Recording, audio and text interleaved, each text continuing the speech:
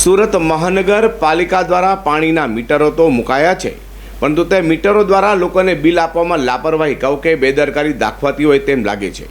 અગાઉ કતારગામ, અમરોલી, મોટા વરાછામાં લાખો રૂપિયામાં પાણીના બિલ મોકલ્યા બાદ હવે પૂણા પશ્ચિમ વિસ્તારમાં પણ લાખ-દોઢ લાખ રૂપિયાના પાણીના બિલો સુરત મનપા દ્વારા અપાતા લોકો આઘાતમાં જોવા મળ્યા છે।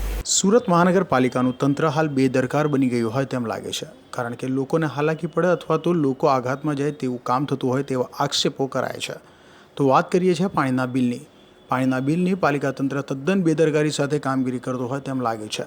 અગાઉ કતારગામ, અમરોલી, મોટા વરાછા વિસ્તારમાં પાણીના મીટરોને કારણે બેદરકાર તંત્ર દ્વારા લાખોમાં પાણીના બિલો મોકલાતા વિરોધ કરાયા બાદ હવે સુરતના વોર્ડ નંબર 16 પૂણા પશ્ચિમ વિસ્તારમાં પાણીના બિલ લાખોમાં આવતા લોકો આઘાતમાં જોવા મળ્યા હતા।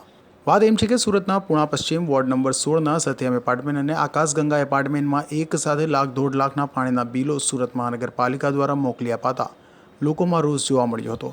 અને આવી કારમી મોંઘવારીમાં જ્યાં ઘર જેમ તેમ ચાલે છે, ગેસ, તેલ, શાકભાજી માંડીને તમામ ઘર વપરાશની ચીજ વસ્તુઓના ભાવો આસમાને છે। ટામેટા જેવા ટામેટા પણ 200 રૂપિયા કિલો પોસાતા નથી, ત્યાં પાણીનું બિલ લાખ-દોઢ લાખનું પાલિકા દ્વારા મોકલાતા લોકો કઈ રીતે બિલ ચૂકવશે તેવા સવાલો વિપક્ષ આમ આદમી પાર્ટીના કોર્પોરેટરે કર્યા હતા અને લોકોની વેદના સાથે તેઓ રહ્યા હતા। મારું નામ સાકરિયા પાયલ છે, હું વોર્ડ 16ની કોર્પોરેટર છું અને આજે મારા વિસ્તારની અંદર અંજની સોસાયટીમાં જે અલગ અલગ એપાર્ટમેન્ટો છે એ એપાર્ટમેન્ટોની અંદર જે લાખો રૂપિયાના જે બિલ આવ્યા છે, જેમ કે સત્યમ એપાર્ટમેન્ટ છે એમાં 1.5 લાખ રૂપિયાનું બિલ આવ્યું છે, આકાશ ગંગા એપાર્ટમેન્ટ છે ત્યાં બી લાખો રૂપિયાનું બિલ આવ્યું છે। આવા જેટલા પણ એપાર્ટમેન્ટો છે ત્યાં જે લાખો રૂપિયાના જે બિલ આવ્યા છે, લોકો ચોખ્ખું કહી રહ્યા છે કે અમારી પાસે અમારે ખાવાના પૈસા નથી તો પાણીના બિલ કઈ રીતના ભરીએ। સીધી વાત છે, આજે દિવસે ને દિવસે મોંઘવારી વધતી જાય છે। એક બાજુથી ભાજપ સરકાર એવું કહે છે કે હર ઘર જલની યોજના અમે કાઢીએ છીએ કે હરેક છેવાડાના ગામ સુધી, છેવાડાના ઘર સુધી અમે પાણી પહોંચાડીશું, અને બીજી બાજુથી લાખો રૂપિયાના મીટરોના બિલ પહોંચાડીને શું સાબિત કરવા માંગે છે? ઘણા બધા મોટા બંગલાઓવાળા લોકો રહે છે અને હું પહેલી વાત એવી કરવા માંગુ છું કે જે લોકો આ નિયમ લાવ્યા છે, જે લોકો સામાન્ય સભામાં નિયમો મંજૂર કર્યા છે, પાણી સમિતિના સભ્યો છે, હું પાણી સમિતિના બધા સભ્યોની ઘરે મીટરો લાગેલા છે? પહેલાં એ તપાસ કરવી જોઈએ। આજે મોટા નેતાઓની ઘરે નહીં મીટર લાગેલા હોય, પણ આજે આ મારા સામાન્ય માણસો છે, મારા વિસ્તારના લોકો છે, સામાન્ય જનતા છે, એ લોકો માંડ 1 ટકનું ખાવાનું કરતા હોય અને એ લોકોને લાખો રૂપિયાનું બિલ પહોંચાડે, કઈ રીતના ભરી શકીએ? મારું નામ પારુલ છે અને સત્યમ એપાર્ટમેન્ટમાં રહું છું। મારા ઘરે બધા બીમાર છે, આટલા બધા પૈસા ભરવાની અમારી પાસે સગવડ નથી। બીજી વાત નહીં, અમે પૈસા ભરશું જ નહીં।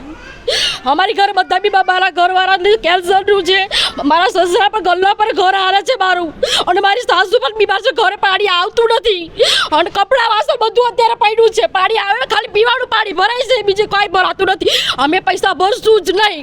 સરકારને જે કરવું તો કરી લે, પાણી આવવા દેવું પડશે એમને, પણ પૈસા અમે ભરશું જ નહીં। મારી આ વિનંતી છે કે પાણી આવવું જોઈએ અને પૈસા અમે ભરશું નહીં। તમારું નામ? મારું નામ વસનબેન છે, અમે સત્યમ એપાર્ટમેન્ટમાં રહીએ છીએ, અંજની નગર છે। તો અમારે આવડા મોટા બિલ ભરવા કેવી રીતના? અમે ધંધો કરવા માટે 100 રૂપિયા પણ નથી કમાતા, તો અમારે બિલ ભરવા કઈ રીતના? જ્યારે તમારે મત જોઈએ છીએ ત્યારે તમે એમ કહો કે મત આપો। મેં આ દાન આપ્યું છે તો તમે દાનનો અત્યારે વેસ્ટ ઉઠાવો છો અમારા માટે? આ પબ્લિકને કરવાનું હું અમારે? અમે તો બિલ આજે નહીં ભરીએ અને કાલે નહીં ભરીએ। હાલ તો સુરત મનપા દ્વારા લાખોમાં લોકોને પાણીના બિલો મોકલાયા હોય, જેને લઈને લોકોમાં તંત્ર સામે રોષ જોવા મળ્યો છે અને આવી કારમી મોંઘવારીમાં કઈ રીતે લાખોના પાણીના બિલ ભરાશે તેવા સવાલો કર્યા છે। હર્ષદ સેટા સાથે અઝર કુરેશી।